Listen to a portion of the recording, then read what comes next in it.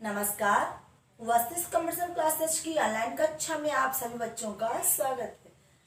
बच्चों, आज हम लोग पढ़ते हैं हिंदी की, क्या पढ़ते हैं? क्रिया पढ़ते हैं। तो सबसे पहली बात तो ये है कि क्रिया को क्या कहते हैं, क्यों कहते हैं। तो आइए जानते हैं। क्रिया बना हुआ है किस धातु से? क्री धातु से बना हुआ है, ठीक है। और जिसका मतलब होता है करना या होना। ठीक है।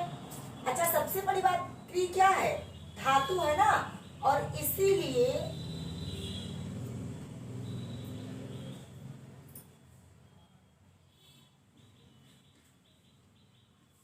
क्रिया के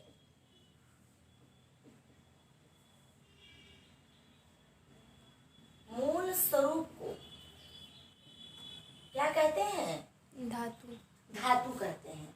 क्रिया के मूल स्वरूप को क्या कहते हैं? धातु कहते हैं।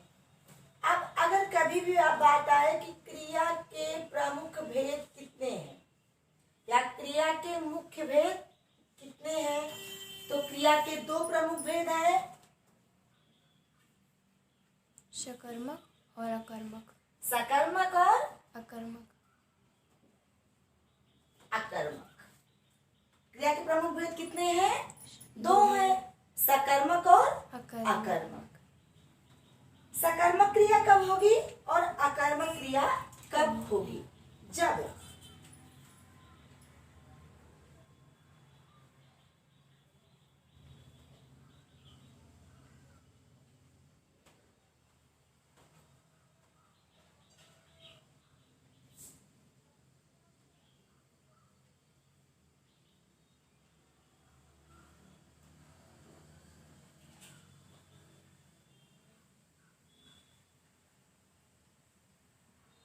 जब किसी कार्य के होने का कारण अथवा कर्ता के साथ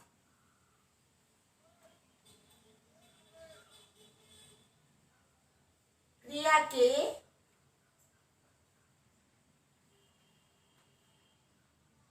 सीधे संबंध का बोध हो।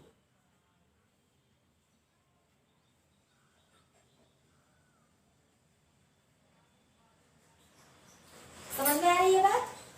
जब किसी कार्य के होने का अथवा क्या हो, कर्ता के साथ क्रिया का जब सीधा संबंध होगा तो क्रिया कौन सी हो जाएगी?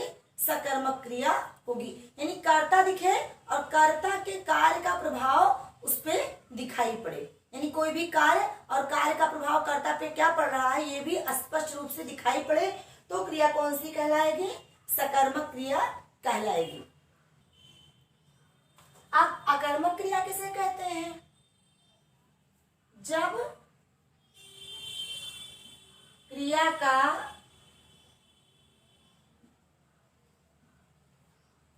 सीधा संबंध कर्ता या कारक के साथ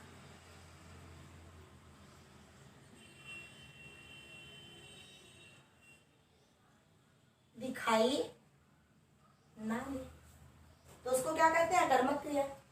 कहने का मतलब क्या हो गया कि जब क्रिया का सीधा संबंध कर्ता पर दिखाई पड़ेगा तो क्रिया कैसी हो गई? सकर्मक हो गई। मतलब ये कहना चाह रहा है कि जब ऐसा हो, क्रिया अपना कार्य कर्ता अपना कार्य कर रहा है, किस पे कर रहा है, कितना कर रहा है, क्यों कर रहा है, जैसी चीजें हमको दिखाई पड़े। यानी जब दिखाई पड़े कि कर्ता अपनी एनर्जी, अपनी ताकत, अपनी ऊर्जा किस कार्य पर वेस्ट कर रहा है, कितना वेस्ट कर रहा है, तो क्रिया कौन सी हो जाएगी? सकर्मक हो जाएगी। और जब यह स्पष्ट ना हो कि क्रिया का प्रभाव कर्ता पे कैसा, क्यों और कितना पड़ रहा है, तो क्रिया कैसी हो जाएगी? अकर्मक हो जाएगी। समझ में आ रहा है? चलो उदाहरण देखते हैं।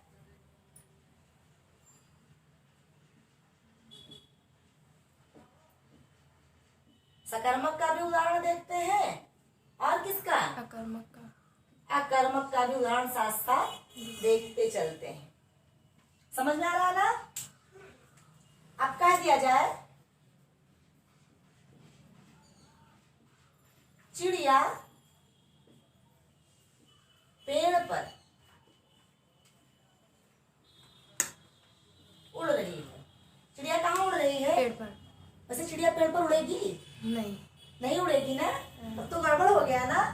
चिड़िया पेड़ पर क्या हुई है? बैठी है। बैठी है। किस पर बैठी है? पेड़ पर। पेड़ पर बैठी। अब चिड़िया अपना कार्य किस पे कर रही है? पेड़ पर। पेड़ पर बैठी है ना, इसलिए क्रिया कैसी हो गई? सकर्मक। सकर्मक हो गई। लेकिन अगर कहीं यही चिड़िया बैठी है। बैठी है तो क्रिया कैसी हो गई? अकर्मक। अकर्मक हो गई। या फिर बच्चा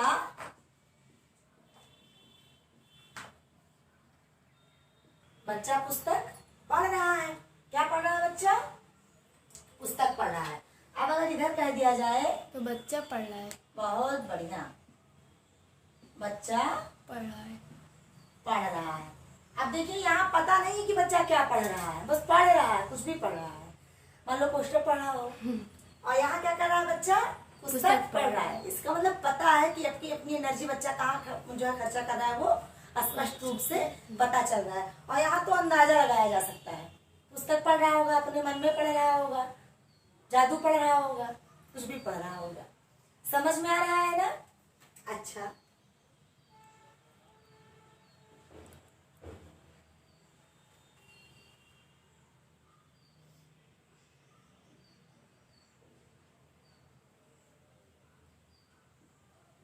लड़का किससे लिखता है?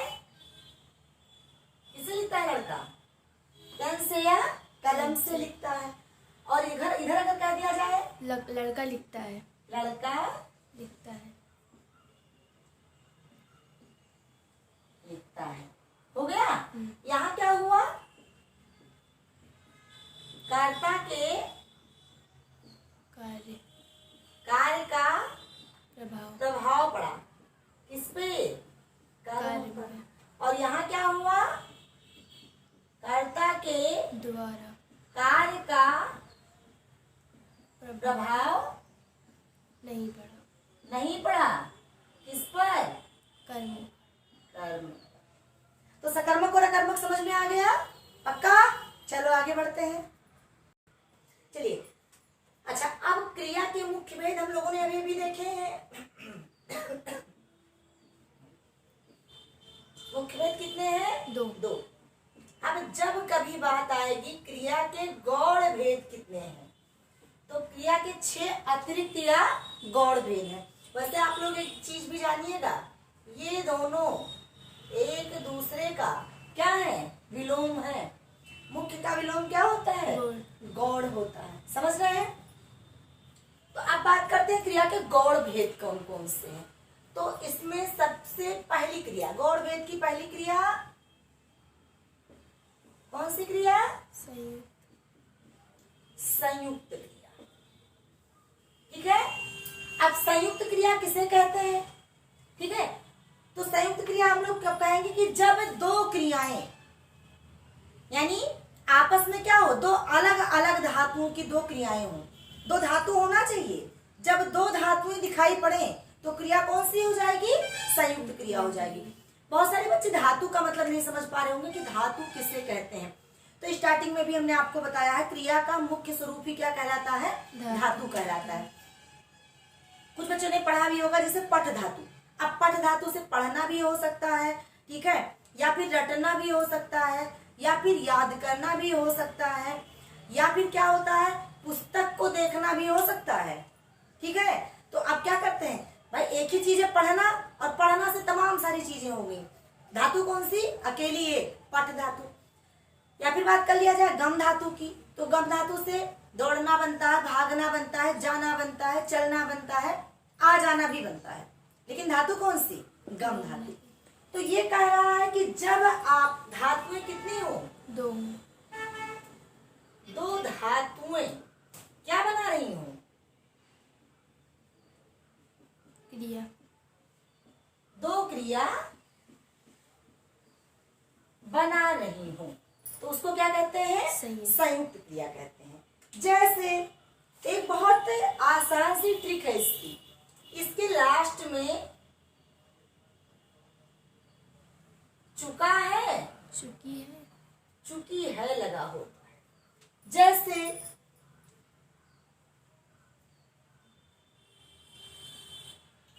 विद्यालय बंद हो चुका है, बंद हो चुका है। अब देखिए, आप कहेंगे ये तो एक ही बात हुई, एक ही कैसे हुआ? ये जो होना है ये किस धातु से बनता है? भाव धातु से। और ये जो चुकना है ये दूसरी धातु है। हो गई ना दो धातु। तो जब भी चुका है लास्ट में लगा हो और दो धातुएं स्पष्ट हो रही हो तो क्रिया कौन सी हो जाएगी? संयुक्त क्रिया। लेकिन मान लो दो धातुएं कुछ और सिद्ध कर रही हो, जैसे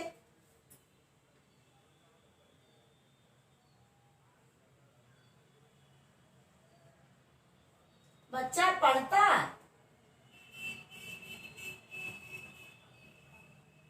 लिखता रहता है। बच्चा क्या करता रहता है? पढ़ता भी है और लिखता भी है। अब ये अलग धातु और ये अलग धातु। समझ आ गया ना? संयुक्त क्रिया किसे कहते हैं? दो धातु। जब दो धातुएं दो अलग अलग क्रिया बनाती हैं तो उसे हम लोग क्या कहते हैं? संयुक्त क्रिया कहते हैं। अब हमारी अगली क्रिया है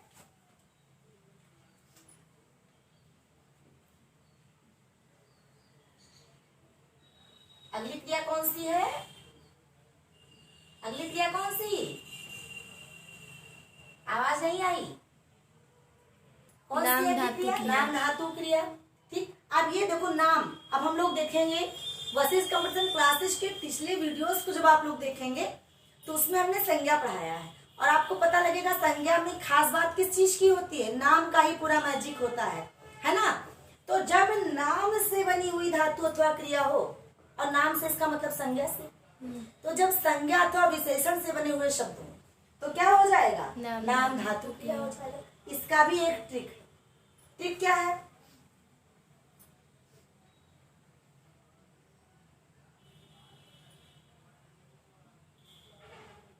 आना लगा होगा और या फिर आहट लगा होगा। ध्यान से देखेंगे, बड़ा आसान बात है। आना लगा होगा या आहट लगा होगा। जैसे परिभाषा तो समझ गए हैं ना, लिखने की जरूरत तो नहीं है। नाम धातु किसे कहते हैं? जब क्रियाएं संज्ञा अथवा विशेषण से बनी हो तो क्रिया क्या कहलाती है? नाम धातु क्रिया कहलाती है। थोड़ा सा हम यहाँ लिख देते हैं ताकि आपको दिक्कत ना होने पाए। जब क्रिया किससे बनी होती है? संज्ञा से अथवा किससे? विशेषण से। विशेषण से बनी क्रिया क्या कहलाई? नाम धातु क्रिया कहलाई। अब जैसे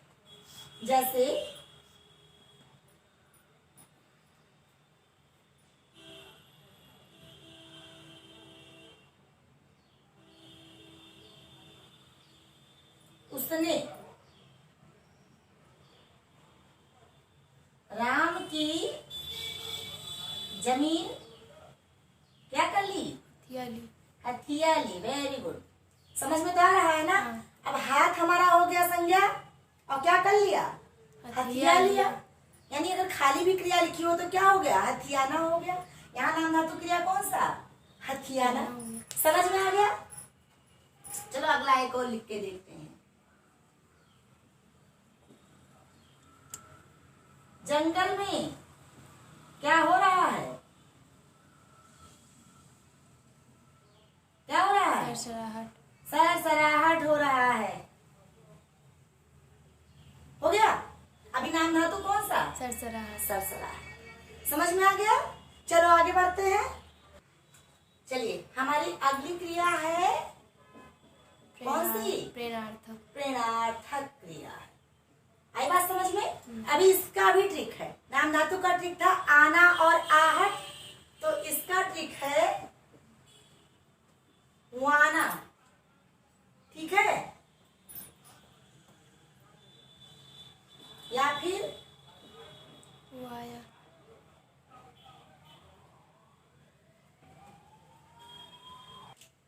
क्या लगा? वाना और वाया। वाया लगा। अब इसमें होता क्या कर्ता कार्य को स्वयं स्वयं न करके किसी दूसरे से करवाता किसी है और से करवाता है। करवाता है। बात समझ में आ रही है ना? हाँ। प्रेरणार्थक क्यों? अच्छा आगे देखो प्रकार है प्रेरणार्थक। और प्रेरणा माने होता है पुश करना, है ना? और पुश करना माने या तो सकारात्मक रूप से या तो नकारात्मक रूप से पुश करना होगा। तो ये भी वही कह रहा है। ये कह रहा है काम चाहे मार के करवाओ, चाहे पीट के करवाओ, चाहे जबरदस्ती करके करवाओ, चाहे रिक्वेस्ट करके करवाओ, जैसे भी करवाओ, क्या हो गया? प्रेरणार्थक। अगर कोई कर्ता किसी दूसरे के कहने पर काम कर रहा है तो बस प्रेरणार्थक क्रिया हो गई। अब वो चाहे जैसे करवाओ, ठीक? जैसे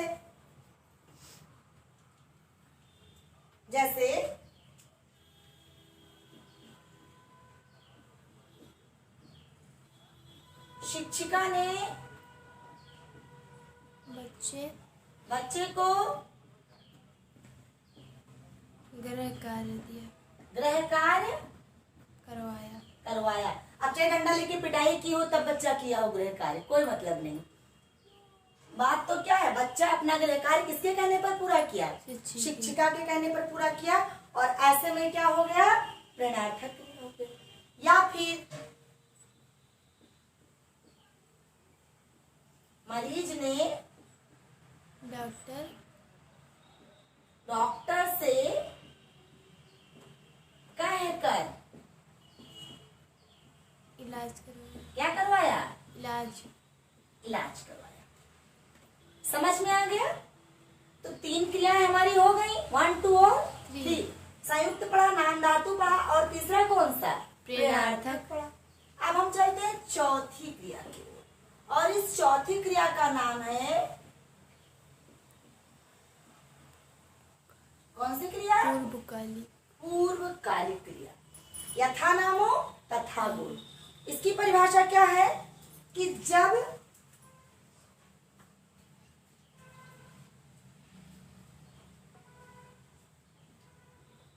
किसी कार्य के पहले की क्रिया का क्या हो? बोध हो। एक कार्य तो हो ही रहा हो और उसके पहले वाली क्रिया का भी बोध हमको वाक्य से हो जाए, तो कौन सी क्रिया हो जाएगी? पूर्वकालिक क्रिया हो जाएगी। देखते हैं कैसे। जैसे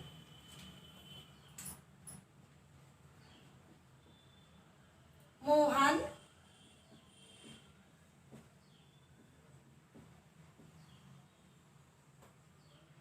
खाना खाकर क्या किया? सो गया।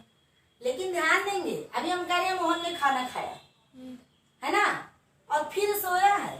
और या हम लोग कह रहे हैं मोहन फिलहाल तो सो गया है, लेकिन सोने के पहले क्या किया है? खाना खाया है। पहले की क्रिया दिख रही है ना? या हम कह दें नहाकर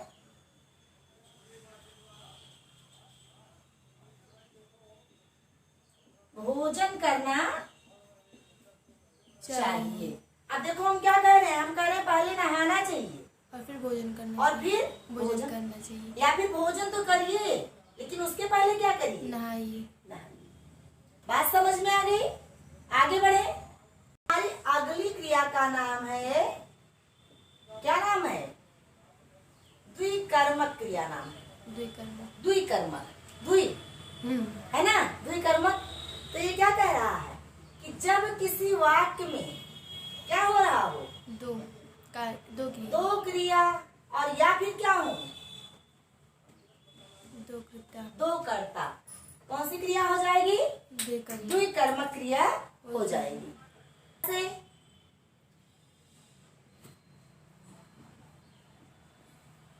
सोहन ने मोहन को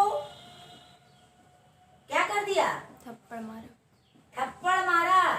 अभी देखो दो काम कैसे हो रहा है। सोहन ने काम किया किस चीज को? थप्पड़ मारने का। और मोहन ने भी तो काम किया किस चीज का? थप्पड़ खाने का। हो गया ना? तो सोहन ने भी काम किया और मोहन ने भी काम किया। या फिर सीता और गीता क्या की? बाजार गई। कहाँ गई? बाजार। बाजार गई। अच्छा जरा एक बात बताइए, ये बाजार शब्द कैसा है? ठीक है, शब्द का मतलब बाजार कैसा शब्द है? हम लोगों ने स्टार्टिंग में ही अधिक से अधिक वीडियो देखने के लिए आप वशिष्ठ कंपटीशन के, अगर आप नए हैं हमारे चैनल पे तो वशिष्ठ कंपटीशन क्लासेस के पिछले वीडियोज को देखिए। ठीक है, तो उससे क्या होगा कि आपको पता लगेगा हम बीच बीच में जो क्वेश्चन कर रहे हैं वो क्या है। जब हम लोग जाएंगे बाजार शब्द पे, तो बाजार एक फारसी शब्द है। ठीक है, या फिर हिंदी की किसी भी समस्या के समाधान के लिए आप हमारे पर्सनल व्हाट्सएप नंबर पे संपर्क भी कर सकते हैं। वीडियो के लास्ट में हम आपको अपना व्हाट्सएप नंबर बताएंगे जिसपे आप हमको प्रश्न पूछ सकते हैं। किसी भी समय आपकी जो भी सब्जेक्ट संबंधी विषयगत समस्याएं हैं उनके लिए आप लोग क्या कर सकते हैं, व्हाट्सएप कॉल कर सकते हैं या व्हाट्सएप कर सकते हैं, लेकिन हाल चाल जानने के लिए नहीं। ठीक है, चलिए ठीक है, आगे बढ़ते हैं। समझ में आ गया ना? तो ये हो गया हमारा द्विकर्मक क्रिया। और हमारी आखिरी क्रिया 6 ही थी ना, तो यहाँ पे कौन सी कितनी हो गई? 5 हो गई। अब आते हैं छठी क्रिया पे, और हमारी छठी क्रिया का नाम है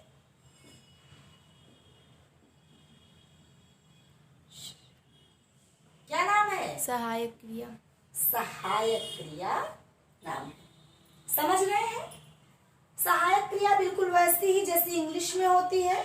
ठीक है, यानी जिन शब्दों से संपूर्ण वाक्य का अर्थ पता चले उन्हीं को हम लोग क्या कहते हैं? सहायक क्रिया कहते हैं। जैसे हम लिख दें वह जाता, कोई मीनिंग तो निकला नहीं कि निकला? नहीं। लेकिन अगर हम इस वह जाता के लास्ट में क्या लगा दें? है। ये क्या लगा दें? था। हो गया। अब तो पता लग रहा है ना कि वो वर्तमान में जा रहा है और या भूतकाल में जाता है। था। था। है ना? तो जब कभी आखिरी के है, था, थी, गा, गी से वाक्य का अर्थ स्पष्ट होगा तो क्रिया क्या कहलाएगी?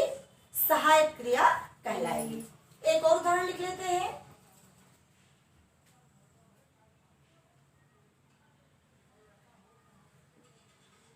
रमेश क्या करता है? गाता। गाता है। अच्छा, आप लोग को दिमाग में एक सवाल आ रहा होगा कि ये तो अकर्मक भी है।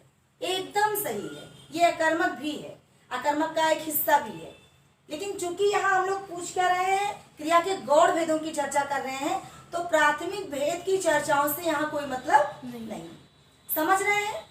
तो एक बार ऐसे ही हम लोग देख लेते हैं कि हम लोगों ने अब तक आज क्या क्या पढ़ा। तो सबसे पहले आज हम लोगों ने जाना कि क्रिया किसे कहते हैं और क्रिया के मूल स्वरूप को क्या कहते हैं। तो क्रिया मीन्स क्या होता है? करना या होना। जिन शब्दों से किसी कार्य के करने या होने का बोध होता है उन्हीं को हम लोग क्या कहते हैं? क्रिया। समझ में आ गया? क्रिया के मूल स्वरूप को हम सभी धातु कहते हैं। समझ आ रहा है ना? उसके बाद अगली बात कौन सी है कि क्रिया के मुख्य भेद कौन से हैं? तो क्रिया के मुख्य भेद कौन से? दो। कौन कौन से? सकर्मक क्रिया और अकर्मक क्रिया। हमने जाना क्या कि जब कर्ता के कार्य का प्रभाव क्रिया पर स्पष्ट दिखाई पड़े तो सकर्मक क्रिया, और जब स्पष्ट ना दिखाई पड़े तो अकर्मक क्रिया। साथ ही क्रिया के 6 गौड़ भेद भी हैं। पहला संयुक्त।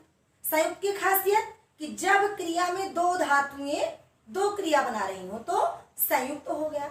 उसके बाद हमारा अगला नाम धातु। जब संज्ञा अथवा विशेषण से बनी क्रियाएं हो तो क्रिया कौन सी? नाम धातु। उसके बाद हमारा अगली क्रिया यानी कौन सी? प्रेरणार्थक क्रिया। ठीक भी बताया हमने। आया और आहट, वाना और वाया। ठीक है, अब इसमें क्या है कि जब कोई कार्य खुद न करता न करे किसी और से करवाए, प्रेरणार्थक हो गया। उसके बाद हमारी अगली क्रिया कौन सी थी? पूर्वकालिक। जब किसी क्रिया के पहले की भी क्रिया का बोध हो तो क्या हो जाएगा? पूर्वकालिक क्रिया हो जाएगा। उसके बाद हमारी अगली क्रिया कौन सी? अगली क्रिया कौन सी?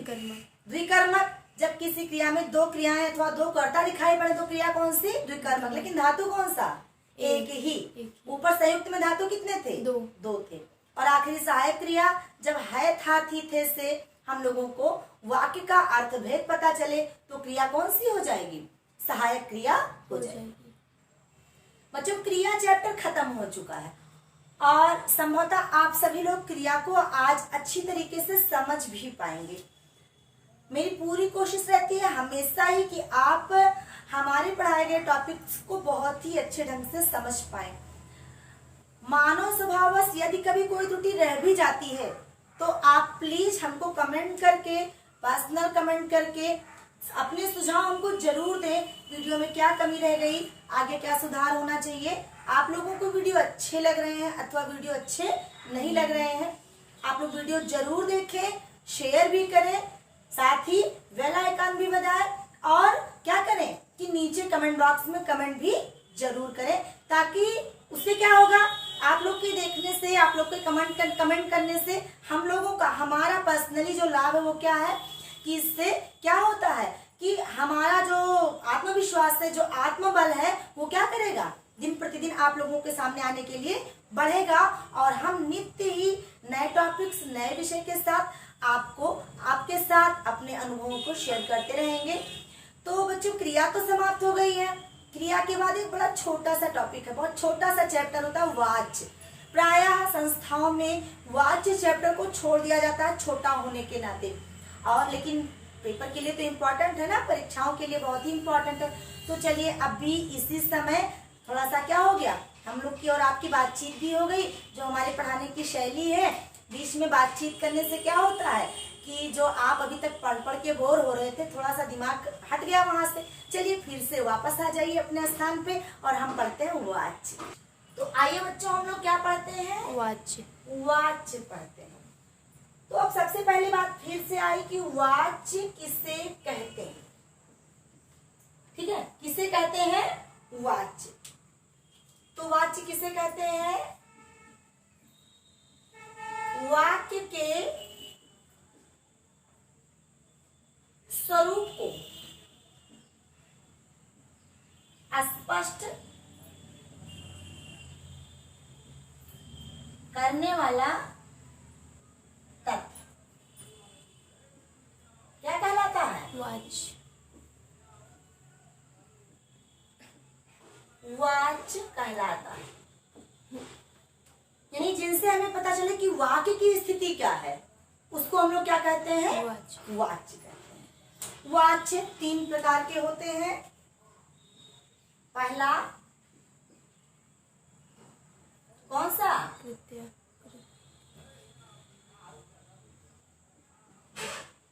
कर्तृवाच्य। दूसरा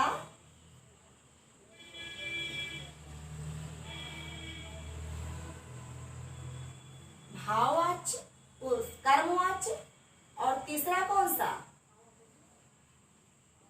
भाववाच्य। ये तीनों हमारे वाच्य हैं। समझ रहे हैं ना। अब सबसे पहले देखिए बच्चों, कर्तृ आप लोग देख लेंगे, ऐसे ही लिखा जाएगा। पढ़ते कृतवाच्य हैं लेकिन लिखा क्या जाता है, कर्तृवाच्य लिखा जाता है। तो आइए जानते हैं कर्तृवाच्य किससे कहते हैं।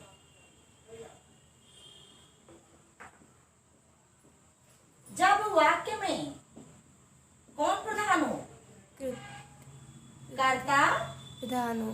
प्रधान।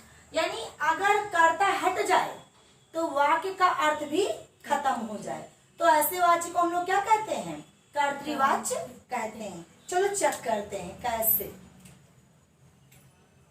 लिख दिया जाए, सीता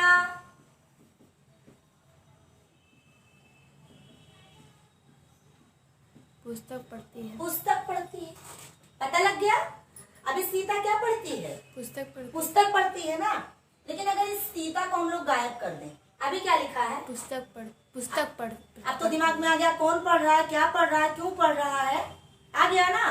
सीता अगर गायब हो गई तो पुस्तक पढ़ती का कोई मतलब है, नहीं है। यानी यहाँ पूरे वाक्य का बेस कौन है, सीता। और सीता कौन है, कर्ता। और इसीलिए वाच्य कैसा है, कर्तृवाच्य। हो गया। या कह दिया जाए, मोहन क्या करता है, दौड़ता है। कौन दौड़ रहा है, मोहन को गायब कीजिए, दौड़ता है। कौन, पता नहीं कौन दौड़ता है। यानी जब पता हो किससे, मोहन से, वाक्य कौन सा हो गया, कर्तृवाच्य। समझ में आ गया होगा मेरे ख्याल से। आगे बढ़ा जाए, पक्का समझ में आ गया। चलिए अगला हमारा कर्मवाच्य। अब कर्मवाच्य किसे कहते हैं? बस एकदम ऊपर की ही तरह। अब अगर वहां कर्ता प्रधान था तो यहाँ कौन प्रधान हो जाएगा? कर्म। कर्म प्रधान हो जाएगा। जब वाक्य में कर्म प्रधान। कौन प्रधान हो? कर्म। कर्म प्रधान हो तो कौन सा वाच्य हो जाएगा? कर्म। कर्मवाच्य। अब ये कैसे देखते हैं। हम लोग कहते हैं हवा चलती है, कहते हैं ना, या कहते हैं हवा चल रही है। कभी कोई पूछता है बताओ कौन चला रहा है? नहीं ना, नहीं। चल रही है तो बस चल रही है। यानी वहां मुख्य बात कौन सी है कि कर्म हो रहा है, कर्ता से कोई मतलब नहीं है। अक्सर एक फेमस शब्द आप सुनते हैं, ट्रेन छूट गई। सुनते हैं? कभी कहते सुना कि चलो अगले स्टेशन पे ड्राइवर को बताते हैं?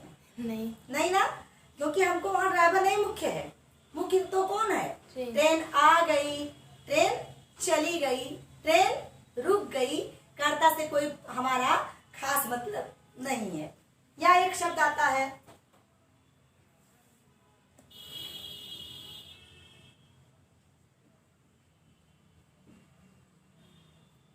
मेरे द्वारा पत्र क्या हुआ? लिखा गया। किसके द्वारा पत्र लिखा गया? मेरे द्वारा। मेरे द्वारा। चलो हम गायब कर दें। पत्र लिखा गया। कोई प्रभाव पड़ा? नहीं पड़ा। क्यों? क्योंकि मेन काम क्या है? पत्र लिखा गया। अब चाहे जिसके द्वारा लिखा गया हो, बात समझ में आ रही है ना? चाहे पत्र लिखा गया और चाहे पत्र मेरे द्वारा लिखा गया। समझ में बात आ गई? आखिरी हमारा है भाववाच्य। तो जाहिर सी बात है, यहाँ कर्ता प्रधान, यहाँ कर्म प्रधान, तो यहाँ कौन प्रधान? भाव प्रधान। भाव प्रधान। जब वाक्य में क्या हो? भाव प्रधान हो तो वाच्य कैसा होगा? भाववाच्य होगा। हो गया। अब भाववाच्य क्या कह रहा है? ये कह रहा है अब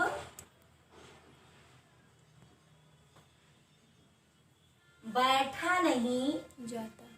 कई बार ऐसी बात होती है ना, अब बैठा नहीं जाता है ना, या बहुत ही उबकाई आ रही है, या फिर बहुत ही घबराहट हो रही है ना, ऐसी चीजें होती हैं।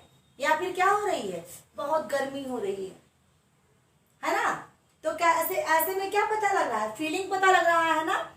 वैसे प्रायः इसके शब्द भूतकाल के ज्यादा मिलते हैं, ठीक है, लेकिन उससे मतलब नहीं। आपको केवल ये देखना है अब बैठा नहीं जाता। तो बैठा नहीं जाता इसमें ना तो कर्ता प्रधान है ना तो कर्म प्रधान है, भाव प्रधान है ना। तो जब भी भाव की प्रधानता होगी तो क्या हो जाएगा? भाववाच्य हो जाएगा। तो हम लोगों ने जाना कर्ता प्रधान तो कृतवाच्य, कर्म प्रधान तो कर्मवाच्य, फीलिंग्स प्रधान तो भाववाच्य। तो हमें लग रहा है कि क्रिया के साथ साथ आप सभी बच्चों को वाच्य भी अच्छे से समझ में आ गया होगा। बच्चों आप सभी लोग फिर से हम वही बात कर रहे हैं, पुराने वीडियोस को देखने के लिए वशिष्ठ कंपटीशन क्लासेस की वीडियोस को देखें, चैनल को सब्सक्राइब करें, शेयर भी करें और मुझे सुझाव देने के लिए कमेंट भी करें। आपके कोई भी क्वेश्चन हो तो आप कमेंट बॉक्स में कमेंट करके भी पूछ सकते हैं। साथ ही हमारे व्हाट्सएप नंबर दिख रहा है ना?